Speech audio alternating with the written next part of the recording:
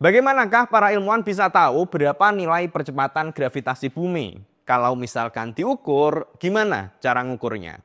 Oke, kita kembali lagi teman-teman di segmen kelas fisika. Ini adalah video yang bisa kalian pakai sebagai teman tidur ya. Kalau misalkan kalian nggak ngantuk, kalian nonton ini pasti nanti di akhir udah langsung auto nguap-nguap nanti. Nah, di video sebelumnya kita sudah membahas tentang bagaimana Newton menemukan hukum gravitasi. Sekarang kita masuk ke tahap berikutnya, yaitu tentang bagaimanakah para ilmuwan bisa mengetahui berapa nilai percepatan gravitasi bumi. Dan termasuk bagaimana kita ternyata juga bisa loh mengukur nilai gravitasi ini. Sebelum kita masuk ke pembahasan yang lebih jauh, kita rekap sedikit dulu tentang hukum gravitasi Newton biar lebih jelas. Hukum gravitasi Newton intinya menjelaskan sebuah kondisi di mana ternyata semua benda yang bermassa saling tarik-menarik. Misalnya di sini kita punya benda 1 dan benda 2, di sini keduanya saling tarik-menarik. Nah, gaya tarik-menariknya inilah yang kemudian disebut sebagai gaya gravitasi. Nah, kemudian oleh Newton dia melakukan banyak percobaan dan setelah penelitian panjang itu dia menemukan kalau hubungan gaya tarik-menarik antara kedua benda ini dapat dirumuskan sebagai berikut. F ini adalah gaya gravitasi, G ini adalah sebuah konstanta, M1 ini massa dari benda 1, M2 massa dari benda 2, dan R ini adalah jarak antara keduanya. G ini adalah sebuah konstanta yang nilainya sangat-sangat kecil, 6,67 kali 10 pangkat negatif 11, makanya gaya gravitasi ini kalau untuk benda-benda yang kecil, gaya tarik-menarik gravitasinya ini nggak signifikan. Aku sama papan tulis ini sebenarnya ada interaksi gaya gravitasi. Tapi karena masaku ini kan paling 80 kg, papan tulisnya ini paling katakanlah 20 kg. Kalau misalkan kita lihat di sini aja, ini dikali 10 pangkat negatif 11 ya. Makanya gaya tarik-menarik antara aku dan papan tulis ini sangat-sangat kecil. Nah makanya kalau misalkan ada cowok yang coba ngegombalin cewek, aku tertarik gravitasimu. Nah itu berarti dia nggak belajar fisika, karena justru tarikan gravitasi antara benda kalau massanya kecil, tarikannya juga sangat-sangat kecil. Tarikan gravitasi akan kerasa signifikan kalau salah satu atau kedua bendanya ini massanya besar. Sebagai contohnya adalah bumi dengan benda-benda yang ada di sekitar bumi ini. Massa bumi itu sekitar 10 pangkat 24 kilogram. Jadi kalau kita lihat di sini, ini angkanya 10 pangkat 24, di sini kita kalikan G, 10 pangkat negatif 11, nilainya masih cukup besar lah ya. Makanya kalau gaya tarikan gravitasi bumi nilainya kerasa. Termasuk juga karena masanya bumi ini besar, maka gaya gravitasinya besar, semua benda-benda yang ada di sekitar bumi pun ini tertarik ke bumi. Dan gak cuma di bumi, bahkan bulan pun, bulan itu juga termasuk berinteraksi dengan bumi lewat gaya gravitasi, makanya dia bergerak mengorbit bumi. Jadi yang membedakan antara Newton dengan ilmuwan sebelumnya adalah Newton ini dia berhasil untuk nunjukin kalau gravitasi ini sifatnya universal pada semua benda. Dan seperti yang sudah dibuktikan oleh Newton yang sudah kita bahas di video sebelumnya, ternyata interaksi bulan yang bergerak mengelilingi bumi dengan sebuah benda yang jatuh di permukaan bumi ternyata disebabkan oleh hal yang sama, yaitu tarikan gravitasi bumi. Nah di sini kita akan melanjutkan pembahasannya, kita akan menghitung berapa sih nilai gravitasi bumi. Ketika ngomongin tentang nilai gravitasi, kita menghitungnya dalam bentuk percepatan. Percepatan itu apa? Percepatan maksudnya adalah perubahan nilai kecepatan. Gini, pertama mulai dari kecepatan atau V. Kecepatan adalah perubahan jarak per waktu. Oke, jelas ya, misalnya kayak 60 km per jam berarti dia menempuh jaraknya adalah 60 km dalam waktu 1 jam. Sementara itu kalau percepatan, simbolnya A, acceleration, ini adalah perubahan nilai kecepatan per waktu. Nah, ini adalah definisi dari percepatan. Ketika ada sebuah benda yang dilepaskan dan jatuh, artinya kan benda ini mengalami tarikan gravitasi bumi nih. Nah ternyata kalau kita ukur nilai kecepatannya, semakin dia jatuh ke bawah ketika dilepaskan, kecepatannya akan semakin bertambah. Misalnya di awalnya, kondisi awal di T0, dia kecepatannya 0 nih awalnya. Ketika di 1 detik, kecepatannya dia 10. Ketika di 2 detik, dia 20 meter per detik. Di 3 detik, dia kecepatannya 30 meter per detik. Kecepatannya dia makin bertambah seiring dia bergerak ketarik oleh gravitasi. Tapi kalau kita perhatikan di sini, nilai perubahan kecepatannya ini konstan, setiap detik dia nambah 10 meter. 10 meter per detik kuadrat. Nah, ini adalah nilai percepatan gravitasinya. Yang di sini ditunjukkan bahwa ketika sebuah benda jatuh, nilai percepatan gravitasinya ini konstan. Kemudian nilai percepatan ini juga dipilih karena dia adalah nilai yang lebih universal dan terkait langsung dengan medan gravitasi dari bumi itu sendiri. Kalau kita ngitungnya misalnya pakai gaya, ini nanti akan beda-beda tiap benda yang berinteraksi karena kan mereka masanya beda-beda. Tapi kalau percepatan ini sifatnya sama kalau di area yang sama. Makanya kita pakai parameternya percepatan. Oke, dari sini berarti kita bisa melihat kalau untuk tahu nilai percepatan gravitasi bumi yang perlu dilakukan sebenarnya sangat-sangat simpel, yaitu tinggal mengukur aja berapa percepatan dari benda yang bergerak jatuh ini. Karena kan dia tertarik oleh gaya gravitasi. Nah, ini adalah nilai percepatan gravitasinya. Iya kan? Well, iya, ini adalah salah satu caranya, tapi tidak sepenuhnya. Nanti kita bahas. Tapi kita masuk ke sini dulu.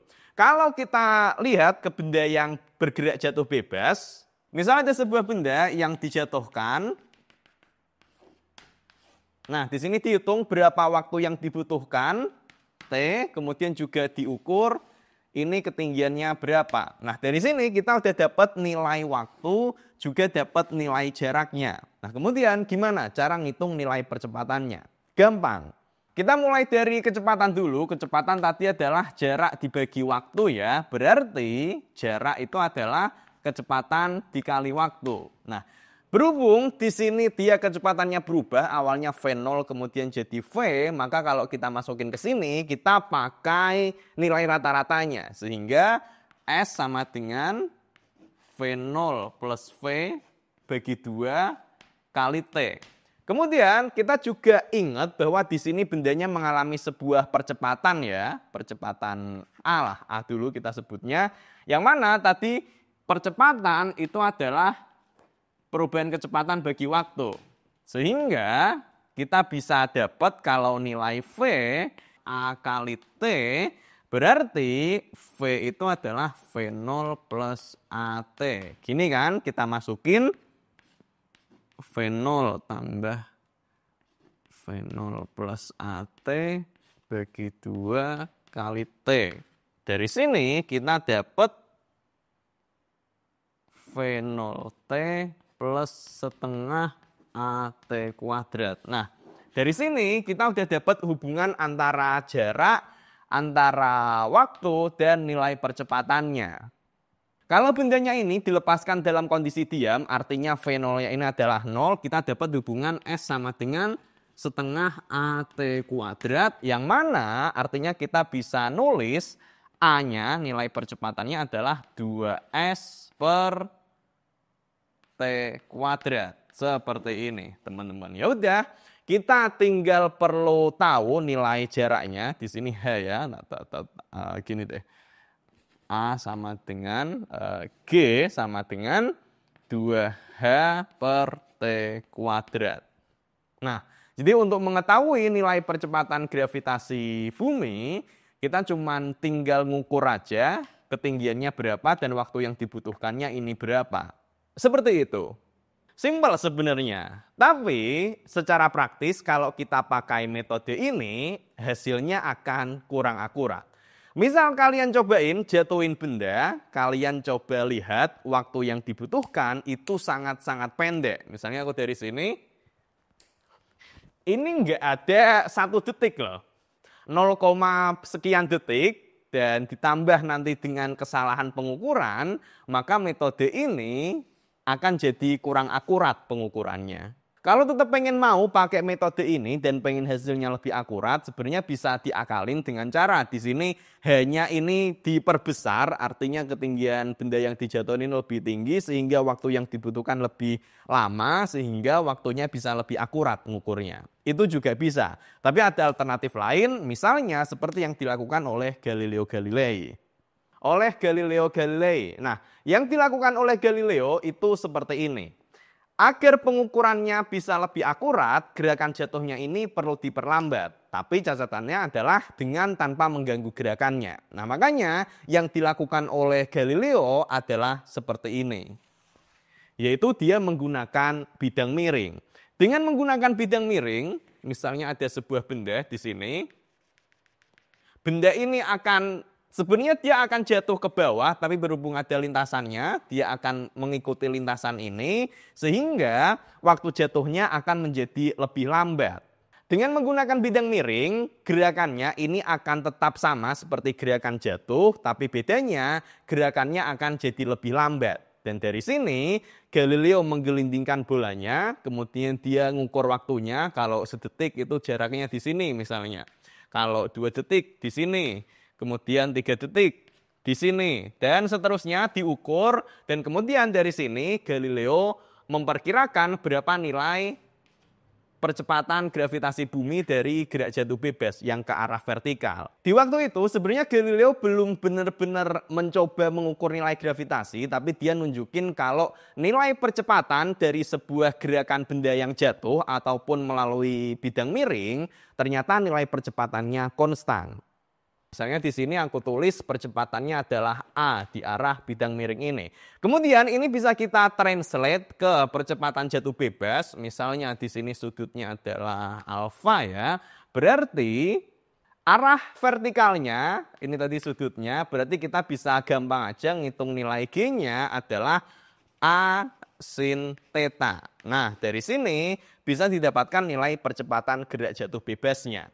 Pada waktu itu, karena keterbatasan alat ukur yang dipakai oleh Galileo, termasuk pas waktu itu dia ngukur waktunya aja itu masih pakai jam air, sehingga dari sini dia mendapatkan nilai percepatan jatuh bebasnya ini nilainya adalah 5 meter per second kuadrat kalau dikonversi ke nilai sekarang. Nilainya masih jauh, masih error 50%, tapi ini udah oke untuk di tahunnya Galileo. Usaha selanjutnya untuk melakukan pengukuran nilai gravitasi dilakukan dengan pendulum. Yang tokoh utama yang melakukan eksperimen ini adalah Christian Huygens. Huygens dia menemukan kalau suatu bandul diayunkan dengan sudut yang tidak begitu besar, ternyata nilai periode dari ayunan bandul ini ternyata berhubungan dengan nilai percepatan jatuh bebas. Jadi hubungan yang didapatkan oleh Huygens dengan analisis geometri adalah periode pendulumnya ini adalah 2pi akar L per G. L ini adalah panjang talinya dan G adalah percepatan gravitasinya. Kemudian oleh Newton jadi Huygens ini sebelum Newton, kemudian Newton juga melakukan analisis yang serupa lewat analisis gaya dan juga didapatkan hasilnya adalah seperti ini. Ini silahkan yang pengen tahu lebih detail silahkan dilihat sendiri ya teman-teman. Intinya di sini kita ngitung dari gayanya, kita hubungkan dengan percepatannya, kemudian untuk osilasinya ini kita dapatkan kecepatan sudutnya dan didapatkan hubungan periodenya adalah seperti ini. Dari sini kemudian bisa kita ubah. Nah, dari sini kita bisa melihat teman-teman, kita bisa ngitung nilai percepatan gravitasi, percepatan jatuh bebas dengan menggunakan apa? Jarak dan periode. Pengukuran nilai percepatan gravitasi pakai pendulum ini hasilnya nanti akan bisa lebih akurat karena waktu dari ayunan pendulum ini dia jelas lebih lama daripada ketika kita jatuhin benda langsung begitu aja. Jadi cara untuk mengukur nilai percepatan gravitasi pakai pendulum ini caranya sangat-sangat simpel. Intinya kita cuma perlu ngitung periode dari ayunannya. Jadi dari titik ini dia gerak ke sini, kemudian ke sini lagi. Nah, itu adalah periodenya, tinggal dihitung. Untuk mengukurnya, kita bisa mengukur secara manual pakai timer atau stopwatch untuk waktu dari periode ayunannya. Atau kalau mau lebih akurat, ternyata cukup pakai smartphone atau HP yang dikombinasikan dengan sebuah software gratis bernama Pasco SparkView. Kita bisa mengukur nilai gravitasi bumi secara akurat melalui eksperimen pendulum ini. Pasco SparkView adalah software pencatat dan analisis data lintas platform. Ini bisa dipakai di Android, iOS, tablet, laptop, PC, dan semuanya. Yang ini berguna untuk membantu pelajar, guru, ataupun mahasiswa, ataupun orang awam dalam melakukan eksperimen. Jadi kalau kalian mau nyobain eksperimen ini nanti, silahkan download dulu Pasco SparkView-nya. Kalau sudah, di sini bisa langsung dibuka saja aplikasi Pasco-nya. Buat eksperimen baru, lalu di pengaturan, kita bisa memilih untuk sensor mana yang akan digunakan. Di sini pakainya sensor accelerometer dan kita pakai untuk sumbu Y. Di sini HP-nya aku gantung seperti ini. Kalian bisa pakai semacam kusen pintu dan sejenisnya. Di sini talinya ada di sisi diagonal biar lebih stabil HP-nya. Kemudian di SparkView-nya, di sini aku nyalakan pencatatan datanya, lalu HP-nya pun aku ayunkan sebagai pendulum. Dan dari sini, data ayunannya akan tercatat secara otomatis. Kemudian dari data nilai periode ayunan ini, tinggal kita masukkan ke formulanya, dan kita pun dapat data yang menunjukkan nilai percepatan gravitasi bumi. Dan di sini, untuk percobaan yang sangat sederhana yang aku lakukan di sini, nilainya ini udah sangat bagus loh, udah cukup mendekati. Silakan bisa kalian cobain sendiri teman-teman eksperimen ini pakai Pasco SparkView. Nah, Pasco Scientific ini adalah perusahaan alat eksperimen sains dan teknologi sekaligus alat bantu pendidikan yang berstandar tinggi. Yang ini tidak hanya menyediakan alat namun juga terintegrasi dengan bahan ajar atau materi, kemudian panduan praktikum serta simulasi visual sains yang telah teruji. Paket kurikulumnya memenuhi standar IB, International Baccalaureate, kemudian AP, Advanced Placement, Cambridge, dan juga kurikulum nasional yang ini bisa langsung dihubungkan ke LMS seperti Google Classroom dan lain sebagainya. Jadi dengan ini, Pasco bisa membantu pengajar dan siswa dalam proses belajar. Nah untuk sekolah ataupun kampus yang perlu pengadaan alat-alat eksperimen, silahkan bisa langsung saja hubungi distributor Pasco di Indonesia di nomor ini. Oke, kita udah dapat hasilnya. Memang tidak tepat sama 9,8 meter per detik kuadrat, tapi ini nilainya udah mendekati. Dan ini adalah cara yang sama yang dilakukan oleh Huygens. Dan Huygens ini udah berhasil menghitung nilai percepatan gravitasi ini di waktu itu tahun 1600-an berarti ya. Dengan error hanya sekitar 0,3% dari nilai yang sekarang. Dan nilai dari Huygens ini juga lah yang kemudian dipakai oleh Newton untuk membuktikan hukum gravitasinya yang ternyata sifatnya universal, di mana gerakan bulan pun ternyata punya sifat yang serupa. Untuk pembuktian tentang hukum gravitasi Newton, silahkan tonton video sebelumnya untuk lebih jelasnya. Setelah pengukuran dengan metode pendulum, Henry Cavendish di Inggris, di Cambridge, dia melakukan eksperimen untuk mengukur nilai konstanta gravitasi universal yang ada di formulanya Newton ini tadi. F sama dengan G M1 M2 per R kuadrat. Nah nilai G-nya ini pengukurannya pertama kali dilakukan oleh Henry Cavendish. Eksperimen ini dilakukan dengan sepasang bola yang terhubung dengan sebuah batang lalu ditarik oleh bola yang lebih besar. Dari eksperimen ini, Cavendish berhasil dapat nilai G. Dari nilai G besar ini, maka perhitungan nilai percepatan gravitasi selanjutnya ini jadi jauh lebih mudah dan bisa jadi lebih akurat. Dan ini bisa dilakukan dengan berbagai metode yang ini sudah sangat-sangat berkembang. Ada yang pengukurannya pakai pegas, pakai medan magnet, superkonduktor, laser, satelit, efek kuantum, dan lain sebagainya. Intinya ada banyak banget metode yang dilakukan. Nggak perlu kita bahas di sini untuk detail metode-metodenya. Intinya dari metode-metode tersebut sekarang kita udah dapat nilai standar untuk nilai percepatan gravitasi adalah 9,80665 meter per detik kuadrat. Sementara nilai konstanta gravitasi universal G besar adalah 6,674 kali 10 pangkat negatif 11 meter kubik per kilogram detik kuadrat. Oke itu dia untuk pembahasan kali ini. Apakah masih ada yang nyimak videonya sampai sini atau semuanya udah tidur ini? Nah untuk yang masih nonton sampai detik ini, masih nonton ya. Coba kalian tulis di kolom komentar apa ya yang ngasal gitu loh, biar yang nggak tahu nanti mereka bingung. Coba tulis komen aja YTTA. Nah tulis yang banyak yang nonton sampai akhir ini biar yang nggak nonton sampai akhir nanti bingung mereka. Oke terima kasih.